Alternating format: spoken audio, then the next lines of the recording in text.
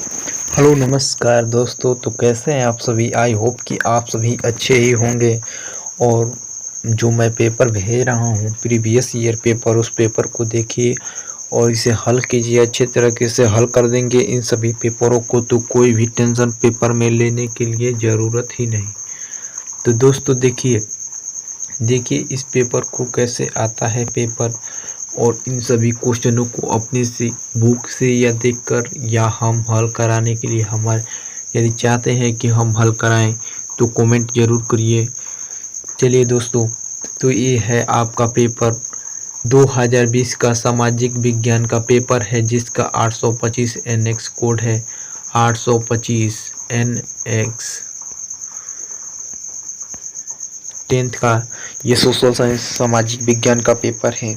तो दोस्तों सबसे पहले आपको मैं बता देना चाहता हूँ कि ये टोटल 70 मार्क्स का होता है, यानी पूर्णांक इसका 70 होता है।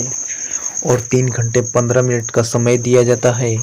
3 घंटे 15 मिनट में आपको 3 घंटे में इन सभी पेपरों को हल करना होता है और 15 मिनट खूब अच्छे ढंग से पढ़ना होता है।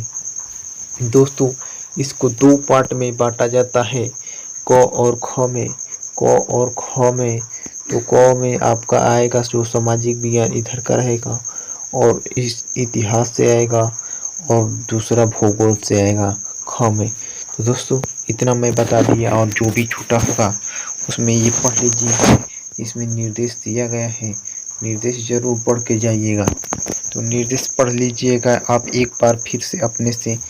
दोस्तों देखिए, हम आपको सबसे पहले निर्देश के नीचे दिए गए विकल्पों में से सही विकल्प को चुनकर अपनी पाठ्य पुस्तक में लिखिए। देखिए दोस्तों, इसमें से जो भी विकल्प सही है उसे छांटकर अपने पाठ्य पुस्तक में लिखना है। ये आपका हो बहुविकल्पीय क्वेश्चन, जिससे एक क्वेश्चन आप सही करेंगे 1 नंबर आपका कहीं नहीं कटेगा जी। तो इसमें टोटल 6 क्वेश्चन होते हैं। चलिए दिखा देते हैं। एक दूसरा क्वेश्चन, महामंदी का प्रारंभ किस वर्ष हुआ। तीसरा क्वेश्चन, वंदे मातरम गीत के लेखक कौन है। चौथा क्वेश्चन, पेरियार रामास्वामी नायक कौन थे। फिर पांचवा क्वेश्चन देखिए, पांचवा क्वेश्चन देख लीजिए। पांचवा क्वेश्चन है, धर्मनिरपेक्ष राज्य में धर्मों के स्थान नहीं। चलिए ऑप्शन ये सब आप कहेंगे तो हम करा देंगे। अभी पेपर दिखा रहे हैं तो ज़्यादा टाइम ना लगे, इसलिए मैं शॉर्ट टाइम में ही दिखा देना चाहता हूँ। 6वां, भारत में पंचायती राज की स्थापना हुई। चलिए अब आ गया आपका अति लघु उत्तरीय क्वेश्चन। अति लघु उत्तरीय में आपका 3 क्वेश्चन होता है, जिसमें 1 पर 2 नंबर, 1 पर 2 नंबर, 1 पर 2 नंबर। यहाँ से आपका 6 नंबर कन्फर्म, कोई नहीं काट सकता 6 नंबर।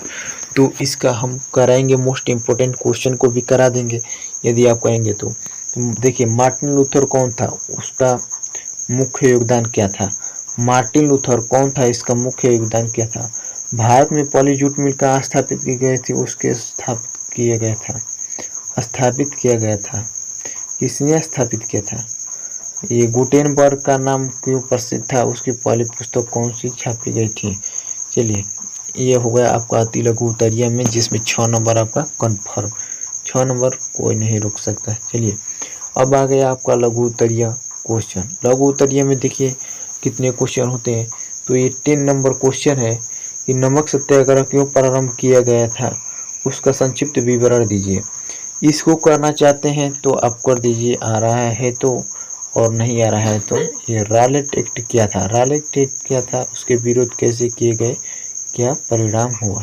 चलिए फिर 11th नंबर क्वेश्चन, 11th यानी 11, भारत में जाति प्रथा का राजनीतिक एवं समाज पर क्या प्रभाव था। यदि आपको इसका पीडीएफ चाहिए तो कमेंट बॉक्स में कमेंट कर दीजिए, मैं इसका पीडीएफ दे दूंगा। अपना व्हाट्सएप नंबर दे दीजिए, मैं दे दूंगा पीडीएफ, नहीं तो टेलीग्राम पे ज्वाइन कर लीजिएगा। चलिए तो इसको करना चाहते हैं तो कर लीजिए। अथवा राजनीतिक दल और दबाव समूह का अंतर लिखिए, किन्हीं 3 बिंदुओं पर प्रकाश डालिए। चलिए इतना हो गया। इतना होने के बाद आप आ जाइए अपने दीर्घ उत्तरीय क्वेश्चन। दीर्घ उत्तरीय क्वेश्चन भैया कहाँ है, यहाँ से तो आपका 6 नंबर भी यहाँ से भी क्लियर होगा।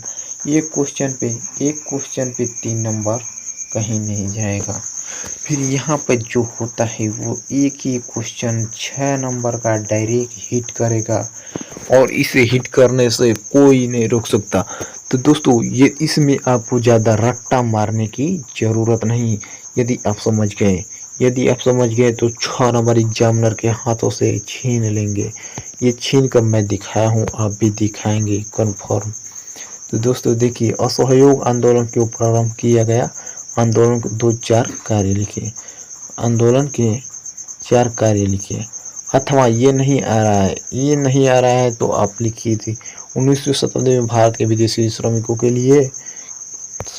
लिए जाया गया ये श्रमिक अधिकतर किस प्रदेश में थे।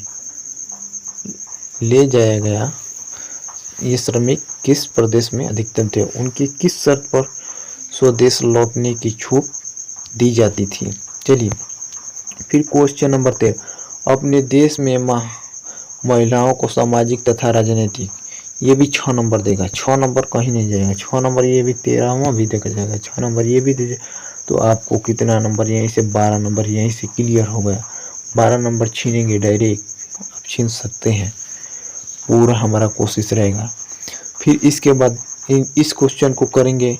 फिर उसके ये नहीं आ रहा है, ये आपको माना कि नहीं आ रहा है तो अथवा क्यों दिया है। अथवा दिया है कि आप इस क्वेश्चन को कर देंगे। चलिए कोई भी, बस आपको रट्टा मार के नहीं जाना है। रट्टा मार के नहीं जाना है, क्या करके जाना है, समझ के जाना।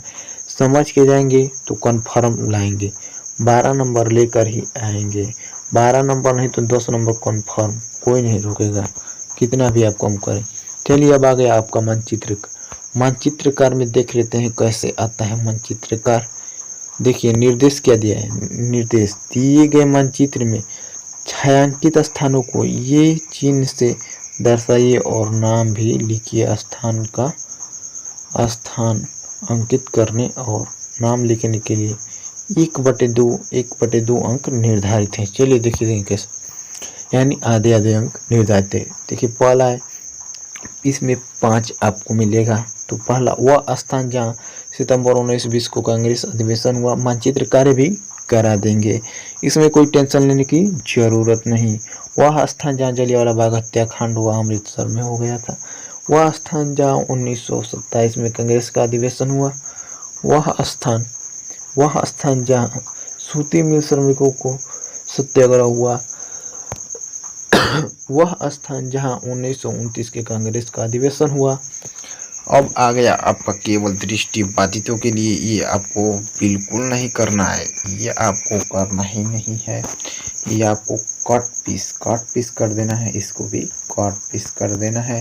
फिर देखिए तो करना है क्या, आपको करना है यहाँ से खंड ख से करना है। कैसे करेंगे, देखिए खंड ख में जैसे आप उसको पढ़े थे कि कोई एक विकल्प सही चुन कर लिखिए, उसी तरफ इसको भी लिखना है। निम्नलिखित में से कौन जैव संसाधन है।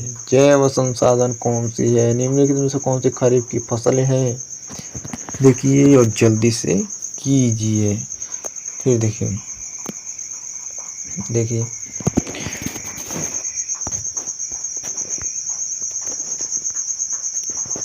16 नंबर 17 नंबर से आप देख लीजिए। 17 नंबर, एक वस्तु का अधिकांश प्राकृतिक प्रक्रिया से उत्पन्न कहा जाता है। झारखंड का कोडरमा अग्रणी उत्पाद्य है। पंजाब में भूमि निम्नलिखित का प्रमुख कारण है। चलिए इन सभी का क्वेश्चन का आंसर आप दे दीजिएगा। 6 नंबर यहीं से कन्फर्म, 6 नंबर यहीं से कन्फर्म हो जाएंगे। ये आप विकल्पियों को इतने हल्के में ना लीजिए, हल्का में लेंगे जिसको हल्का में लेंगे वही क्या करेगा, दिल पे चोट पहुंचा देगा सर। तो इसे हल्का में ना ले और इसको भी आप करके ही जाइएगा। नहीं संभव है आपसे तो कहिए हम कराएंगे। बस आपको 5 मिनट की वीडियो देखनी पड़ेगी। देखिए फिर आपका आ गया क्या, अति लघु उत्तरीय प्रश्न, अति लघु उत्तरीय प्रश्न में देख लीजिए 2 नंबर कहीं नहीं जाएगा। एक क्वेश्चन पे यानी 3 क्वेश्चन पे 6 नंबर कोई रोक ही नहीं सकता। अर्थव्यवस्था के तृतीय क्षेत्र से आप क्या समझते हैं? कोई 2 उदाहरण दीजिए। कोई 2 मानवीय क्रियाओं के लिए भूमिका निम्नलिखित से उत्तरदायी है। गरीबों के लिए स्वयं सहायता समूहों के कोई 2 उद्देश्य लिखिए। चलिए, इतना करने के बाद अब आ जाइए नीचे आने के बाद अब आ जाएगा आपका लघु उत्तरीय प्रश्न। ये भी उतना ही नंबर का 6 नंबर कोई नहीं रोक सकता। चलिए, 6 नंबर कोई नहीं रोक सकता। देख लीजिए, ऊर्जा के गैर परंपरागत स्रोतों के किसे कहते हैं? भारत में सौर ऊर्जा के भविष्य कैसा है? दोस्तों, इसे करके नहीं जाएंगे, इसे आप याद करके नहीं जाएंगे तो आपका कन्फर्म छूट जाएगा। यही आता है हमेशा रिपीटेड क्वेश्चन है। देखिए 25 क्वेश्चन नंबर 25, विकास प्रक्रिया में रीढ़ की भूमिका का अधिवेशन कीजिए। नहीं आ रहा है तो ये लिख दीजिए, आधारहीनता का विषय विकास के लिए क्यों आवश्यक है, यही लिख दीजिए। फिर देखिए अब आपका दीर्घ उत्तरीय क्वेश्चन जो 6 नंबर का एक क्वेश्चन होगा, 12 नंबर यहाँ से मिल जाएगा आपको। 12 नंबर देखिए, 12 नंबर की ओर बढ़िए जल्दी से। 12 नंबर अपने झोले में बटोर लीजिए, जितना जल्दी हो सके झोले में बटोरने का प्रयास आपका कायम रहे। प्रयास कायम। चलिए दोस्तों, यदि आप तैयारी करिए और मोस्ट इम्पोर्टेंट क्वेश्चन के लिए 1 घंटे का समय दें। तब आपका काम चकाचक हो जाएगा। 10th में, 10th कोई बड़ा बोर्ड नहीं है। 10th में आप आसानी से ला सकते हैं 85%। देखिए दोस्तों, दीर्घ उत्तरीय क्वेश्चन, उद्योगों का संक्षिप्त वर्गीकरण प्रस्तुत कीजिए अथवा भारत में संचार के संसाधनों का वर्णन कीजिए। नहीं आ रहा है तो लिख दीजिए, जो भी आ रहा है उसे लिख दीजिए, दोनों में से। अब आ गया 27, विकास व्यापार विभिन्न देशों के बाजार का एक कारण में एकीकरण में किस प्रकार सहायता करता है, संक्षेप में समझाइए। अथवा नहीं आ रहा है तो उपभोक्ता के अधिकारों की व्याख्या कीजिए। चलिए, अब आ गया आपका मानचित्रकार को कर दीजिए। मानचित्र कार्यों को करने के बाद आपका काम समाप्त। मानचित्र कार्य यहाँ पे चिन्हों द्वारा दर्शाना है। चिन्हों मानचित्र में निम्नलिखित दर्शाइए। देखिए, नागार्जुन सागर बांध, इस चिन्ह द्वारा दर्शाना है। मैप मिलेगा आपको, ऐसे मैप रहेगा,